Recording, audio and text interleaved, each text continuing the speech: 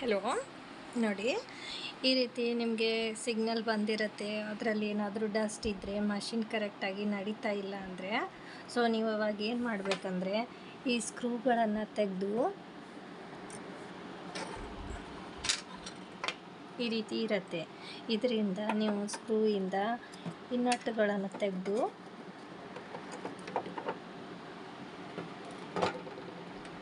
Brush ಇರುತ್ತಲ್ವಾ, ಬ್ರಷಿಂದ ಈ ರೀತಿಯಾಗಿ ಕ್ಲೀನ್ ಮಾಡಬೇಕಾಗತ್ತೆ. ನೋಡಿ ಒಳಗಡೆ ಎಷ್ಟು ಸೇರ್ಕೊಂಡಿದೆ, ಡಸ್ಟ್ ಎಷ್ಟೊಂದಿದೆ.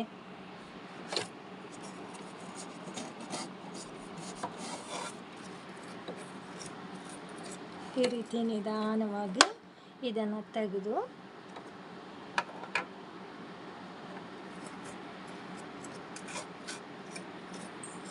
ಕರೆಕ್ಟಾಗಿ ಕ್ಲೀನ್ ಮಾಡಿ.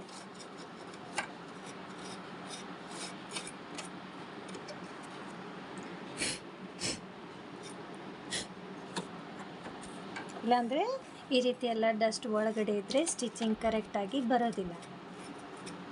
ಸೊ ಇವಾಗ ಕ್ಲಿಯರ್ ಆಗಿದೆ.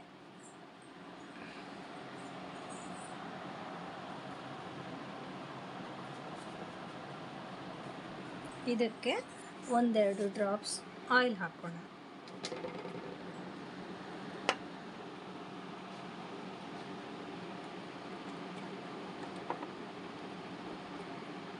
ಇವಾಗ ಇದನ್ನು ಫಿಕ್ಸ್ ಆಯಿತು.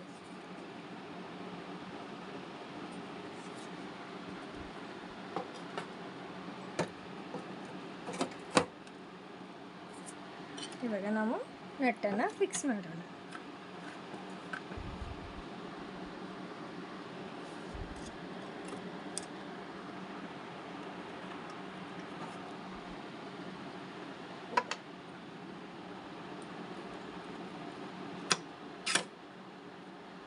ಪೂರ್ತಿಯಾಗಿ ಕರೆಕ್ಟಾಗಿ ಫಿಟ್ ಮಾಡಿ ಇದನ್ನು.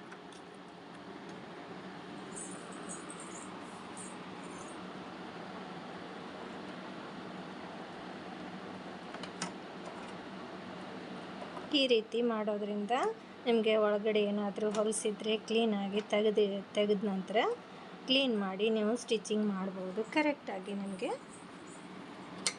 ಸ್ಟಿಚ್ ಬರುತ್ತೆ. ಆಮೇಲೆ ಇದನ್ನು ಕ್ಲೋಸ್ ಮಾಡೋಣ. ಓಕೆ, ಇವಾಗ ನೋಡಿ